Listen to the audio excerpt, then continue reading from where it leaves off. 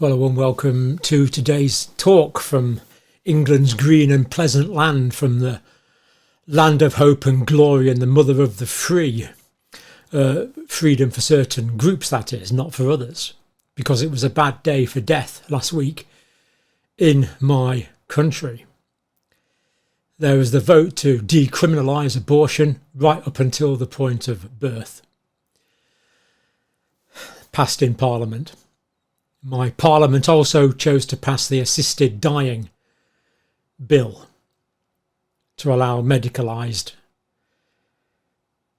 end of life. But let's look first of all at the MP's vote to decriminalise abortion at any point up to birth. Let's just look at a few late-term gestation, late-term pregnancy pictures. 16 weeks. See the umbilical cord in the background. 20 weeks, baby sucking its thumb.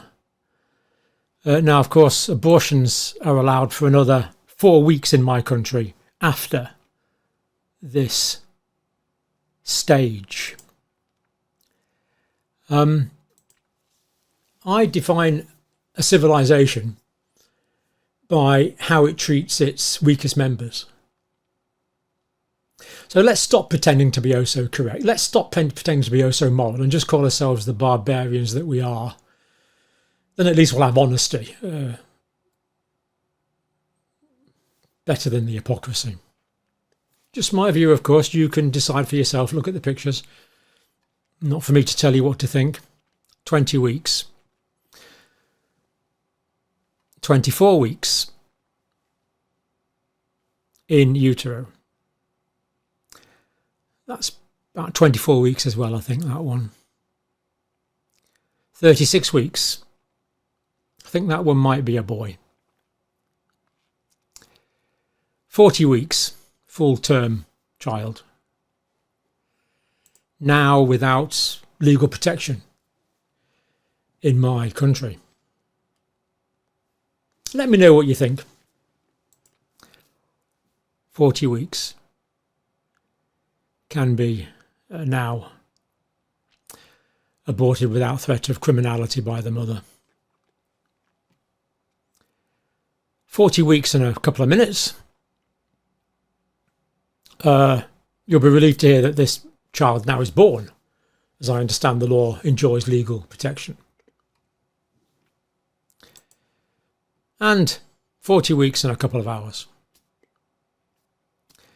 Now, I'm going to put a recording on shortly about more detail about these stages of gestation.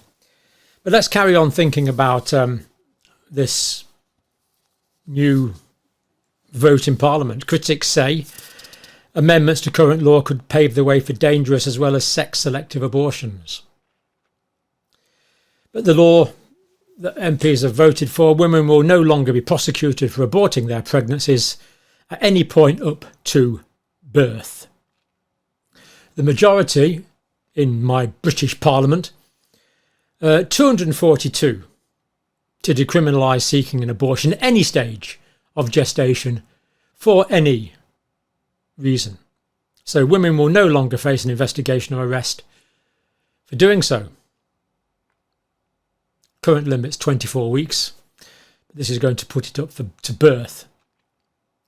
The Offences against the Person Act 1861, which outlaws abortion, is to be amended so that it will no longer apply to women ending their own pregnancies.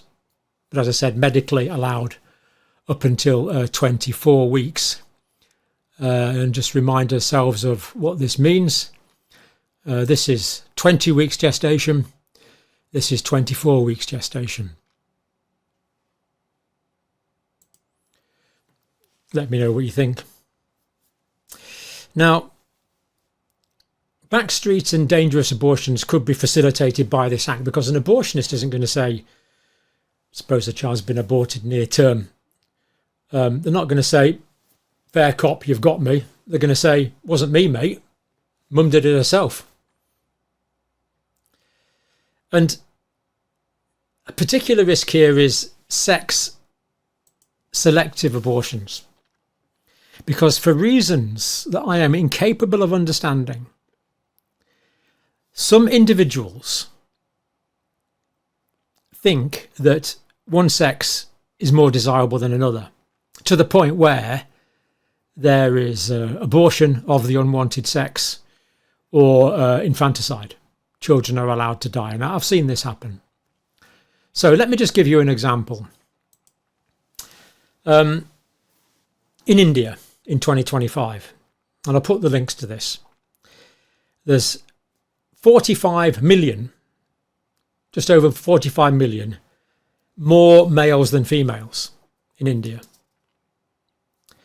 Where have those 45 million females gone? Now, okay, more boys are born than girls normally, but of course, men die quicker. So you'd expect it to be about the same. So we're 45 million females short in India. 45 million. In the 0 to 14-year-old age range in India, the sex ratio is 108.833, nearly 109 boys to 100 girls. Where have these girls gone? Well, the answer is they're no longer alive. In the 20 to 24-year-old age range in India, it's 110.397. So just over 10% more young men than young women.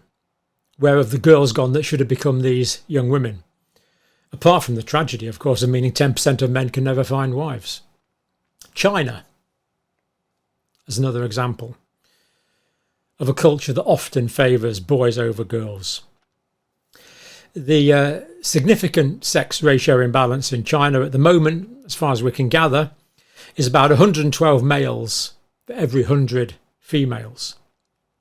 So again, 12% of men can't find a wife, roughly. And this is causing huge social problems, apart from the tragedy of the tens of millions of young female lives taken. AI Assist said this disparity is largely attributed to cultural preferences for sons, the one-child policy, and practices like sex-selective abortions. And I'm not going to name the country, but I've come across this working in Asia myself. Oh yeah, if it's a girl, we're going to get rid of it. This is the attitude. So, the vast majority of MPs voting for this. Shabina Mahood, the Justice Secretary, did say this. This is not a good thing, she said. Extending abortions up until the point of birth beyond the exemptions that currently exist, as doing so would not only be unnecessary but dangerous. I agree with Ms Mahood on that. She goes on to say, I am deeply concerned to see these measures being progressed in the name of women's rights when the potential physical and mental impacts on women would be so devastating. Society for the Protection of Unborn Children, pro-life group, said the law change is barbaric. And I suppose tearing bodies apart is a bit barbaric, really, when you think about it. They're going to say this: our already liberal abortion laws allow an estimated 300,000 babies a year to be killed. About 10 million since 1967. More than 10 million. Now even the very limited protection afforded by the law is being stripped away. So in terms of the vote, Labour MPs, I think it was 291 voted for this to allow abortion up to birth if instigated by the mother. Only 25 against. Lib Dems, well, as you might expect, 70 voted for it, 2 voted against it, including Tim Farron, who voted against it. Greens, all 4 Green MPs voted for it. Conservatives, 8 voted for it, 92 voted against. Reform, 4 voted for. Why on earth did Nigel Farage abstain on that? And Rupert Lowe, of course, the independent MP, obviously was against extending decriminalisation of abortion up until birth. This is the situation we're in my country.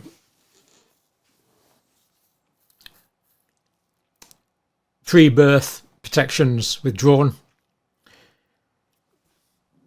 and assisted dying passed by Parliament.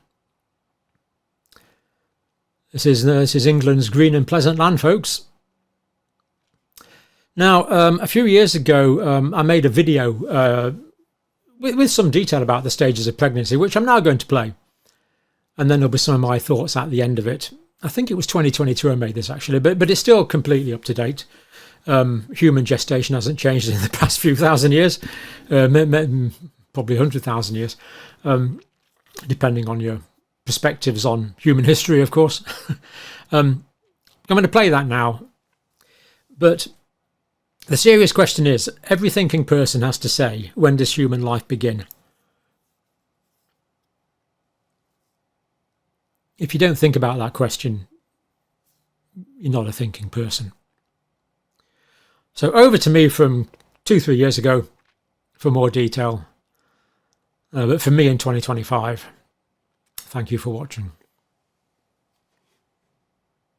Here we have, of course, the one of several 100 million sperm that dad produces. Here we have mum's ovum, 23 chromosomes from the sperm, 23 chromosomes from the ovum, and they fuse together in this process called fertilization. And at that point, that forms a cell called a zygote. At that point, when I was a zygote, all of the genetics that is in me now, all of the potential that's in me now was already there. So we start off as one single cell. You started off as one cell.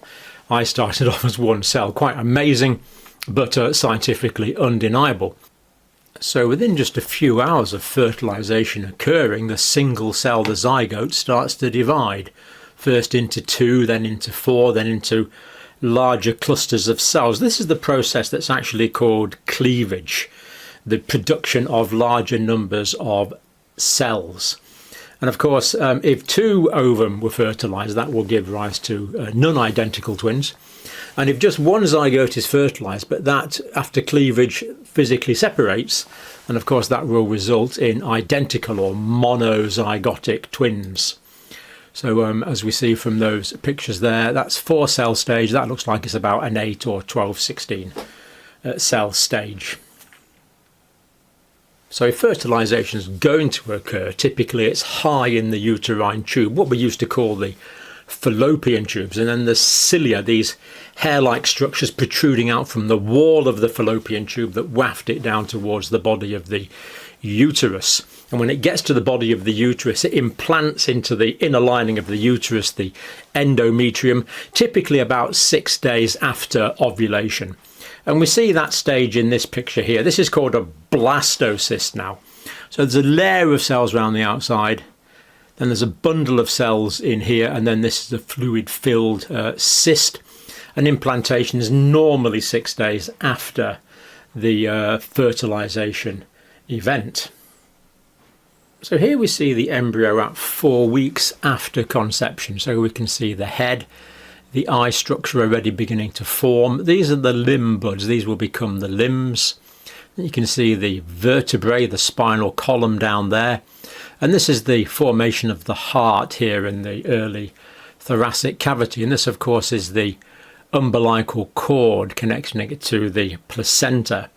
So at this stage, all of the tissues are essentially present. There's been this process called differentiation, where the simple tissues of the early embryo become specialized. So we have connective tissue and epithelial tissue and neural tissue. In fact, at this stage, we have a neural tube, which will become the central nervous system, developing the structures that will form the face and the neck up here. These are called the pharyngeal structures that we see there, those finger-like projections. The heart and blood vessels continue to develop. The lung, stomach and liver start to develop as well. So there'll be early liver formation in there. And a home pregnancy test would now show that you have become positive for pregnancy, the presence of human chorionic gonadotrophin. Well, here we see the developing embryo at 5 weeks. We can see the limb buds, so this will become the legs. This will become the arms. We can see that the eye socket and the early eyes are already starting to form. And we can see a fairly complicated brain structure already present. So quite a lot of recognisable anatomical features. And blood cells are now actually being produced within the embryo itself, so it's producing its own blood now. And early cardiac contractions are visible. Obviously you can't see it on this because it's a stills picture, but early cardiac contractions are visible from 3 weeks after fertilization, as early as 3 weeks. And the neural tube is now closed to allow the development of the brain and the spinal cord. Now, tragically, this picture is actually what we call a tubal pregnancy, an ectopic pregnancy. We do see this quite commonly in emergency situations, unfortunately, where the pregnancy started to develop in the uterine tube. It's completely non-viable. It can't be sustained. There's a risk that it will perforate the uterine tube and basically kill the mother. So this section of uterine tube is normally resected, and of course that results in the death of the embryo in this case. So quite sad. Well, very sad, tragic, but useful picture to allow high resolution photography in that situation. Now, this is another one. This is quite sad. This is a spontaneous abortion at 6 weeks, but we can see that the limb buds are starting to develop into limbs here, legs. This is part of the umbilical cord, the eyes, the mouth, the ears, the start of the nose. So that was a spontaneous abortion at 6 weeks, and spontaneous abortions, of course, do happen for reasons we often don't understand, but it's not an uncommon event, unfortunately. And at this stage, just 7 weeks after conception, it's really starting to look quite human in my view. We can count the fingers.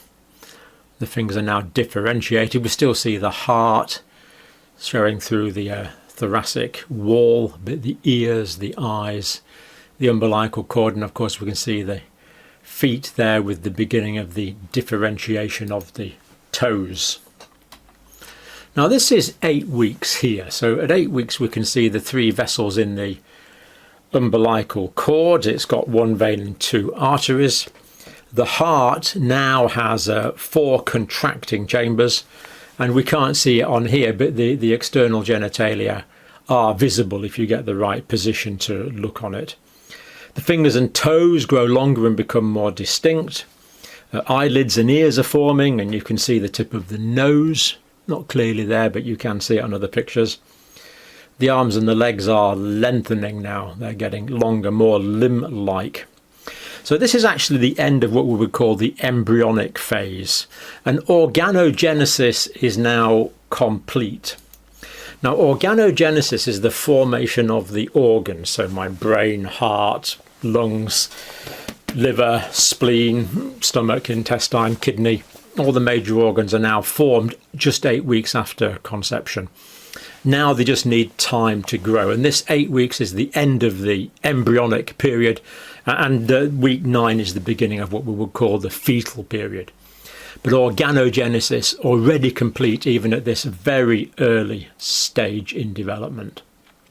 So again, this picture was taken at 8 weeks, the end of the embryonic period and the beginning of the fetal period. I don't know why we were able to take this picture, but clearly this embryo, early fetus, did not survive, unfortunately. Okay, so now I have a really difficult question for you. Here we have the quiz. What sort of late embryo, early fetus is this? And of course, so obviously an elephant. Clearly see the trunk developing. So quite amazing that we get this in other species as well. So this slide is the fetus at 12 weeks of development. Clearly see the fingers with the blood vessels in them there at 12 weeks. And at 12 weeks, we start getting spontaneous movements. So the fetus will start spontaneously moving around, and the top of the uterus can be palpated, can be felt above the mother's pubic bone. In fact, the elbows and knees have actually been bending since 10 weeks, since a couple of weeks before this picture. Heartbeat can now be heard externally when the doctor or the midwife examines the mother and the unborn child. And the sex organs should start to become clear as well at round about 12 weeks. So this is 16 weeks after fertilisation. We can see the umbilical cord in the background, well-formed ear, nose, mouth, eyes, all the fingers at 16 weeks. And mum can feel the top of the uterus about 3 inches below a belly button at this stage. And the baby's eyes can blink, and the heart and blood vessels are now fully formed with the circulation of the blood. Obviously, you can see that going through these blood vessels. And the baby's fingers and toes now have fingerprints. So quite amazing that our individuality in terms of fingerprints is present from 16 weeks after fertilisation. Now you probably recognise this famous picture of the unborn child at 20 weeks sucking its thumb. So development at 20 weeks. Between 17 and 20 weeks gestation, the thalamocortical relays penetrate the cortex. What am I talking about? Well, the thalamus is in the inner part of the brain, the cortex is in the outer part of the brain, and those tracks are complete. Now, pain is essentially generated in the thalamus, representing injury to part of the body, and there's tracks from the thalamus where pains are generated that go to the cortex on the outer part of the brain, which appropriate that pain to particular parts of the body. That's how we know when we hurt our hand or our foot, we can tell the difference. And those tracks are there at 20 weeks, as we see in this picture here, as early as 20 weeks. And a couple of weeks before that, even from week 18, there's quite a strong stress hormone response if the unborn child is manipulated or prodded with medical instruments, for example. We get this stress hormone response, exactly the same as we do. If I inflicted pain on you for a period of time, your cortisol levels and your adrenaline levels would become grossly elevated. So to me, this is pretty conclusive evidence that pain can be experienced from 18 to 20 weeks after the process of fertilisation has taken place. Big stress hormone response from 18 weeks, as we said. The uterus is now at the level of the belly button. The baby can suck a thumb, yawn, stretch and make faces. And of course, mother can feel the baby moving around quite a bit now. This process is sometimes called quickening. The baby's been moving for a while, but then the mum can really feel it at this stage, of course. That you'll know if you've been a pregnant mum or you've lived with a pregnant mum, you'll be well aware that that has been reported. So by 20 weeks gestation, baby will respond to sounds. If there's loud sounds, the baby will jump and the baby will move. The face will wince and the baby will recoil from sharp objects and incisions. So pretty strong evidence there that from 18 to 20 weeks, pain can be experienced. Even slightly before the start of my career, my career started I was a psychiatric nurse in 75 and a general nurse in 80, and have done many jobs since then. But slightly before then, in the 60s, it was believed that children couldn't feel pain, and horrendous procedures were carried out on them in the belief that children couldn't feel pain. Now we know that pain goes back to 18 to 20 weeks gestation. Indeed, if not earlier. So great picture there of the baby sucking his, don't know if it's a his or a her thumb actually on that one. Now, of course, we've had 2-dimensional ultrasound scans for quite a long time. Now we also have 3-dimensional ultrasound scans, which gives rise to huge amounts more meaningful information. So here, for example, we see we're looking at a gentle smile there, I would say probably at 24 weeks. And at 24 weeks, as we said, baby responds to sound by moving around or increasing its pulse rate. And mum can notice jerking movements sometimes when the baby is hiccuping. And with the inner ear now fully developed, the inner part of the ear responsible for balance, the baby may be able to sense which way up he or her is within the uterus. So this next slide is 28 weeks, and at 30 weeks, in fact, for the rest of the pregnancy, really, the baby sleeps most of the time, and there's a clear sleep and wake cycle from about 30 weeks after fertilization, and there's active rapid eye movement sleep. So the child alternates between rapid eye movement sleep, which can be seen and detected, and non-rapid eye movement sleep, which is a deeper sleep associated with less movement. The baby seems more relaxed during those periods of time. But of course, the rapid eye movement sleep is when we dream. So the evidence now, and I've given you some evidence in the literature indicating quite strongly that from 28, 29, 30 weeks the child is dreaming. Quite what they dream about, of course, I don't think we'll ever know, but interesting to know that we do have dreams from this stage in development, really quite earlier on than most people would think. So here we see the late fetus from 36 weeks.